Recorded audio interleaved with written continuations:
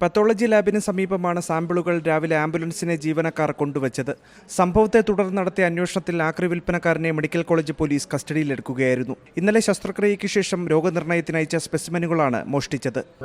കാരണം നമ്മുടെ ഡിപ്പാർട്ട്മെന്റിൽ എത്തിയിട്ടുള്ള സംഭവമല്ല, അതിന് മുമ്പുള്ള സംഭവമാണ്. അപ്പോൾ അതിനെക്കുറിച്ച് എനിക്ക് കൂടുതൽ പറയാൻ അറിയില്ല. കാരണം എന്നും കൊണ്ടുവരുന്ന ആൾ വന്ന് എന്നോട് റിപ്പോർട്ട് ചെയ്തു, അയാൾ ആ സ്റ്റെപ്പിൻ്റെ അവിടെ വെച്ചിരുന്നു സാമ്പിൾസ്, കാണുന്നില്ല എന്നാണ് പറഞ്ഞത്.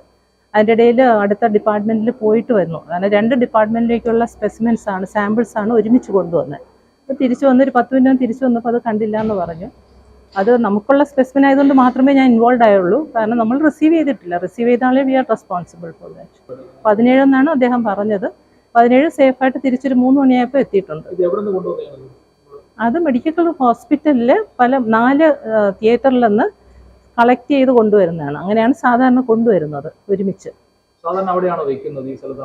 അല്ല, ഇവിടെ അകത്താണ് കൊണ്ടുവരേണ്ടത്. അകത്ത് കൊണ്ടുവന്നാലേ പറ്റുള്ളൂ. അത് അയാളോട് ചോദിച്ചാൽ അറിയാം, എനിക്കറിയില്ല അത്. കാരണം എൻ്റെ പരിധിയിൽ പെടുന്നതല്ലല്ലോ അത്. ശസ്ത്രക്രിയ നടത്തിയവരുടെ തുടർ ചികിത്സ എങ്ങനെ വേണമെന്ന് തീരുമാനിക്കുന്നത് ഈ സ്പെസിമെനുകൾ ലാബിലെത്തിച്ച് നടത്തുന്ന പരിശോധനകളിലൂടെയാണ്.